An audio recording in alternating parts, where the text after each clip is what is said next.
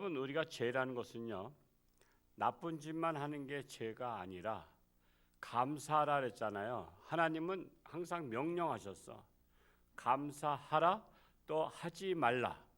하라와 하지 말라가 다 명령이잖아요. 하면 좋겠다가 아니에요. 권면이 아닙니다. 너희가 감사할 수 있으면 좋겠다, 너희가 기뻐하면 좋겠다가 아니라 항상 기뻐하라, 범사에 감사하라, 쉬지 말고 기도하라. 하나님의 명령입니다. 그리고 하지 말라. 그래서 명령을 어긴 것은 죄입니다. 죄. 명령에 거역하는 것은 죄입니다. 그래서 이 감사할 일에 감사하지 않는 것도 죄라는 거예요. 그래서 우리는 범사에 죄를 짓지 않으려면 감사를 해야 돼. 감사. 조그만 거라도 감사하고요. 물 마실 때도 감사합니까? 물 마실 때도 감사해야 돼요. 참 우리나라 물처럼 좋은 물이 비교가 돼야 돼. 여러분, 동남아나 이런 데는요, 이 사람들 보면 그 이빨이 별로 이렇게 가지런하지가 않은 거 아시죠? 석회석이 많고 이 물에 석회석이 많아요. 저 우리나라도 석회가 있는 데가 어디죠? 태백 쪽인가? 영월. 그쪽은 물이 안 좋단 말이에요. 물을 마시면 석회는 소화가 안 돼. 이게 배출이 안 돼. 그래서 몸속에 이게 있단 말이에요. 그래서 이 동남아나 이런 데는 물을 그냥 마시면 그 석회물을 마시는 거야. 이 물에다가 여러분 그 석회를 타가지고 마시는 것 같은 거라니까. 그러니 그들이 이빨이 다 나가는 거예요. 이빨이. 우리나라는 얼마나 생수, 안반수, 무슨 뭐야, 하여튼 석수, 하여튼 안반수가 석수지만 얼마나 감사해. 정말 물 한 잔 마실 때도 감사해야 된다니까요. 그래서 우리 여행객들이 동남아 가면은 절대 거기 물 안 먹는 거 아시죠? 안 먹어요. 생수를 따로 구입하지 않고는요, 마시지 않아요. 그래서 우리는 물을 마셔도 감사해야 된다는 거예요. 우리 이제 44절 말씀 다시 한번 읽어 보겠습니다. 시작. 그들의 강과 시내를 피로 변하여 그들로 마실 수 없게 하시며. 이게 무슨 말이냐면 지금 애굽에서 지금 고난 당할 때를 회상하는 겁니다. 지금 이 애굽에서 고난 당할 때를 회상하면서 하나님께서 애굽 전역의 하수 물과 모든 물을 피로 변하게 한 사건이 첫 번째 재앙이었잖아요. 그래서 이 자연재해도 영적으로 보면 하나님의 심판이라는 거예요. 하나님의 심판. 근데 세상 사람들은 그렇게 안 보잖아요. 태풍이 불어서 자연재해 왔다는데 태풍이 왜 불었냐 말이야. 태풍이 왜 생겼어? 그래서 문제를 깨닫지 못하면 재앙은 언제까지 오느냐면 깨달을 때까지 와요. 그래서 여러분, 사실 깨닫는 게 가장 중요한 거야. 우리는 하나님 앞에 나와서 깨달으러 오는 거예요. 깨달으면 그 깨달음을 가지고 내 삶에 응용해 쓰는 거야. 내 삶에 응용한다고. 근데 교회 와서 깨달을 생각 안 하고 그냥 누구 만나랴, 누구 영업하랴, 오늘 저 사람한테 하나 보험 들게 해야지, 이런 식으로. 그러면 그게 벌써 그거는 본질이 벗어난 거예요. 우리는 하나님 앞에 오늘 제가 깨달을 수 있는 말씀을 주옵소서라고 딱 오자마자 앉아서 기도해야 될 거 아니야. 그래도 하나님이 줄까 말까인데, 근데 그냥 오자마자 막 떠들고 서로 간에 얘기하냐고 바쁘고, 그러면은 그날도 그냥 허탕치고 하는 겁니다. 그래서 우리는 재앙은 깨달을 때까지 재앙이 온다. 그래서 여러분, 시리즈로 오는 거 있죠, 재앙은. 그래서 그걸 갖다 뭐라 그래요? 설상가상이라 하죠. 설상가상. 눈 온 데다가 또 서리까지 또 와서. 설상가상의 재앙이 올 때는 빨리 깨닫는 게 중요하다라는 거예요. 45절 말씀 읽어볼까요? 시작. 쇠파리 떼를 그들에게 보내어 그들을 물게 하시고 개구리를 보내어 해하게 하셨으며 이 쇠파리 떼나 개구리도요 적당히 있어요. 적당히. 모든 것은 다 적당히 있어야 질서가 잡히는 거예요. 애굽 땅에 내린 네 번째 재앙이에요. 이 쇠파리 네 번째 재앙, 또 개구리는 두 번째 재앙 언급하고 있어요. 오늘날에도요 생태계가 파괴되는 것은 재앙입니다. 생태계가. 그래서 환경신학이 나온 거예요. 환경신학. 옛날에는 제가 신학할 때만 해도 해방신학이 많이 나왔어요.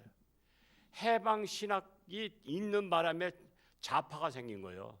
해방신학이. 그래서 인민이 예수다 그러면서 국민이 예수다 그러면서 그러면서 해방신학 때문에 나라가 지금 이렇게 두 쪽 갈라진 거예요. 해방신학 때문에. 지금 이제 환경신학이에요. 지금은.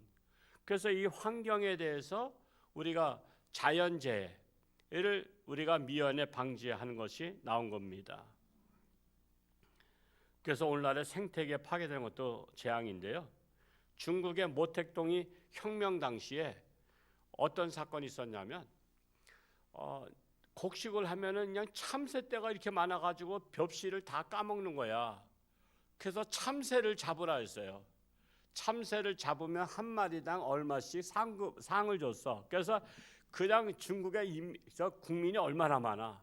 그 사람들이 다니면서 그냥 다 떼고 지르다 참새를 잡다 보니까 참새가 이리 도망가면 이쪽에 사람이 쫓아오고 저리 도망가면 저쪽 사람이 쫓아오고 그러니까 참새도 낳는 것도 한계가 있잖아. 그러다가 도망 다니다가 한계가 있어 떨어지니까 다 잡아갔다고.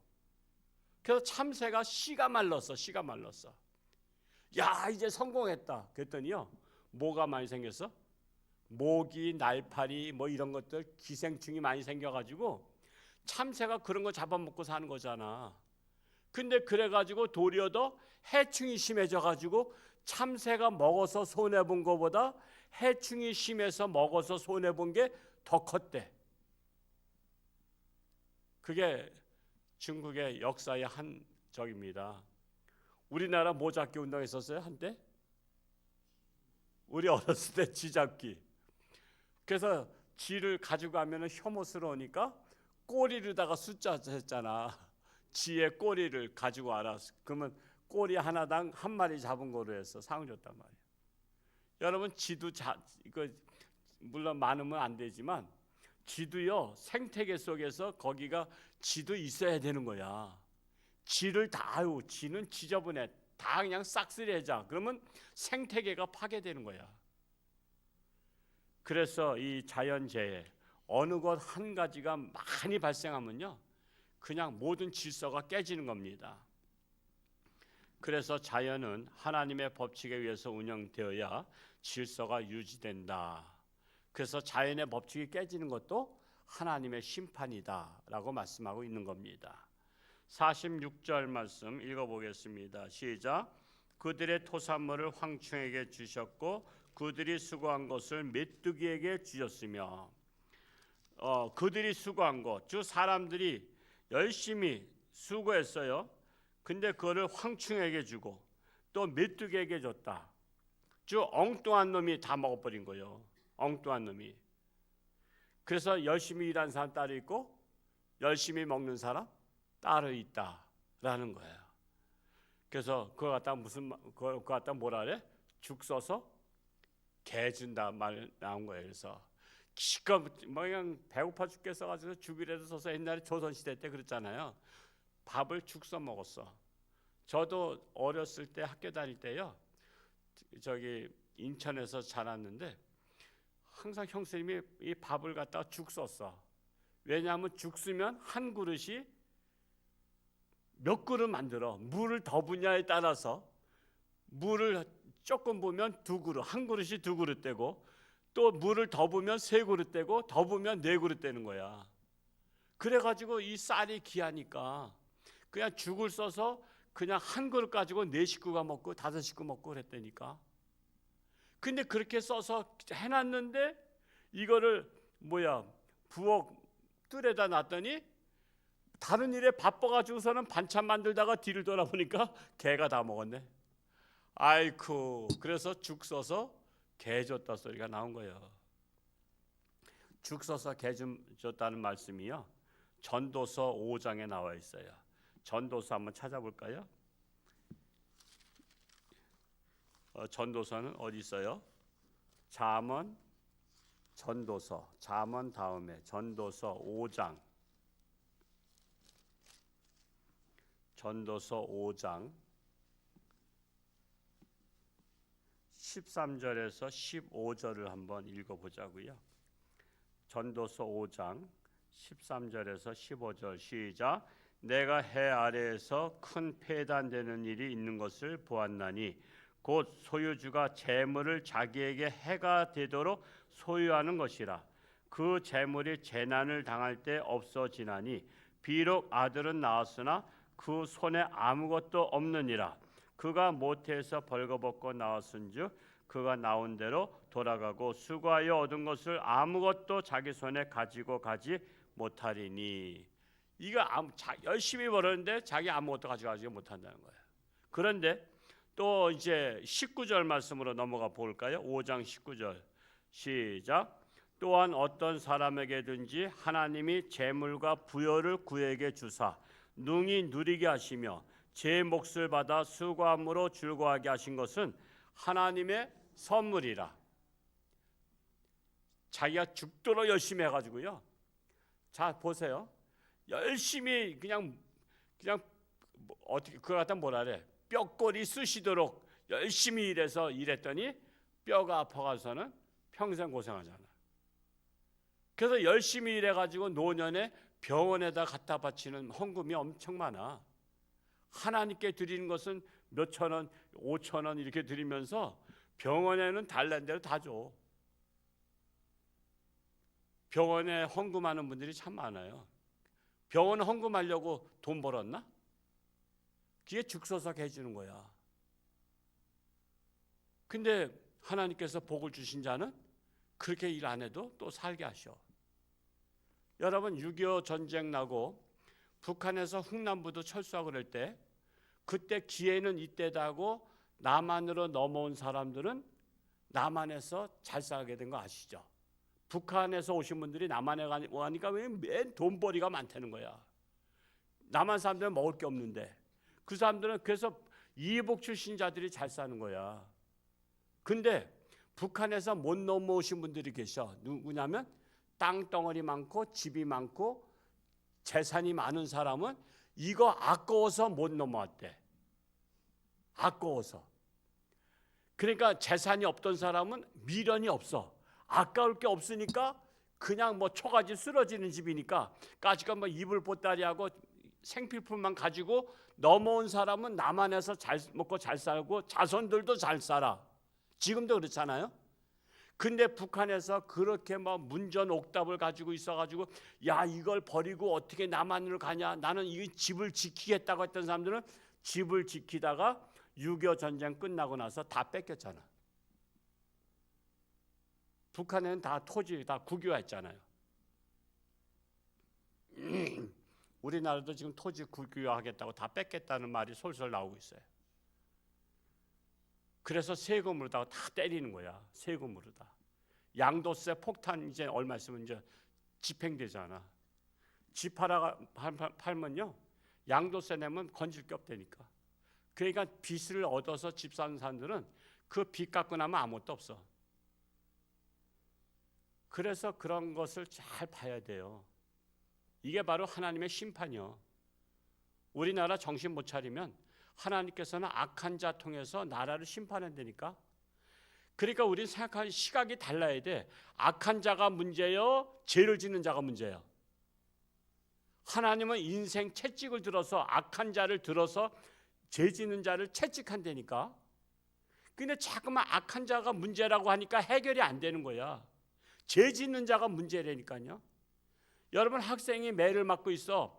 때리는 막대기가 문제예요? 매 맞는 애가 문제야? 막대기가 문제야? 막대기를 자꾸만 버리라 그랬는데 막대기는 징계 채찍이란 말이요. 내가 잘못했습니다. 엄마 아빠 내가 다시는 이런 나쁜 짓 안 하겠습니다. 그러면 막대기는 자연히 버리는 거야. 근데 잘못했다 소리는 안 하고 자꾸만 막대기만 치워달래. 지금 우리나라 기도가 그렇잖아. 악한 자를 하나님 벌해달라고만 자꾸만 기도하지 내가 죄인인 것은 생각 안 해. 지금 하나님은 그 악한 자를 들어서 나를 지금 징계하고 있는데 징계받는 사람은 회개할 생각 안 하고 자꾸만 악한 자만 멸해달라고 기도하니까 그 세상 말로 번지수가 틀린 거야. 번지수가. 이 번지수가 틀린 기도를 하니까 하나님이 안 들어주시는 거야. 여러분, 이 나라가 좋은 세상 되려면요, 악한 자를 멸하게 해달라고 기도하지 말고 내가 회개하면 돼. 우리 교회가 회개하면 돼. 교회가 회개 안 하니까 교회 폐쇄법까지 나오잖아.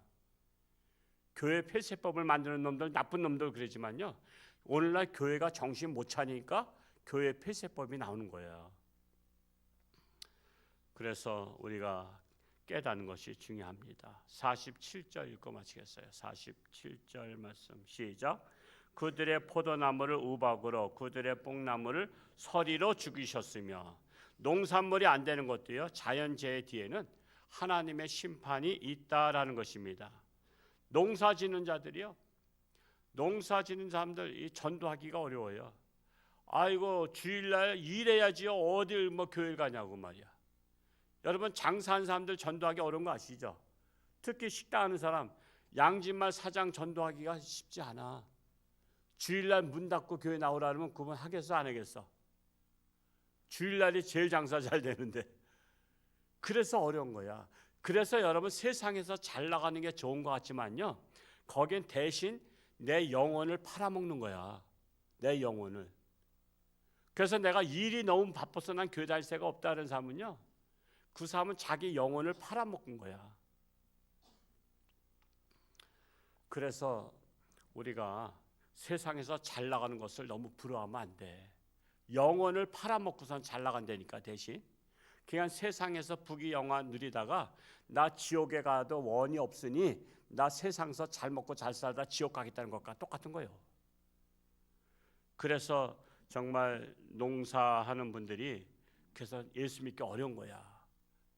그냥 일손이 딸리니까 그냥 주일날이고 뭐고 없어. 그냥 내가 하나님 믿을 새가 어디 있어. 내가 농사 져야지. 근데 농산물이 하루아침에 그냥 재가 와가지고서는 망하고, 한재가 와서 그냥 갑자기 다 얼어서 죽어버리고, 싹이 나왔다가 다 죽어버리고. 그러니까 고생해봤자 헛되고 헛된 거야. 그래서 나의 모든 것은, 이 세상의 모든 것은 하나님의 것이기 때문에 하나님께 의탁하는 게 좋은 거예요. 하나님께 우리가 부탁해요. 그래, 하나님, 이 농산물도 하나님의 겁니다. 제가 잘 관리할 테니 하나님 지켜주세요 하는 그런 지혜로운 자에게 하나님께서 복을 주시는 거예요.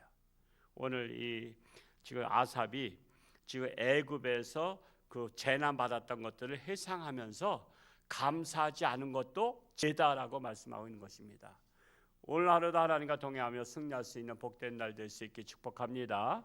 김진영 집사에서 기도하시고 나라를 위해서 기도하되 우리 한국교회가 회개하도록 기도할 수 있기 바랍니다. 할렐루야. 고맙고 감사하신 아버지 하나님, 오늘도 새날 주셨사오니 오늘 하루도 하나님과 동행하며 승리하는 복된 날 되기를 간절히 소원합니다. 참으로 우리는 깨닫는 것이 중요합니다. 죄의 문제, 감사치 않은 것도 죄라고 했습니다. 하나님은 범사에 감사하라 했습니다. 항상 기뻐하라 말씀하셨습니다. 쉬지 말고 기도하라 말씀하셨는데 우리는 범사에 감사하지 아니하고 선택적 감사를 하고 있습니다. 내가 잘 나가야 감사하고 못 나가면 불평불만하는 그런 선택적 감사는 하나님의 뜻이 아닙니다. 우리는 하나님의 뜻을 깨닫는 지혜로운 자들이 되기를 간절히 소원합니다.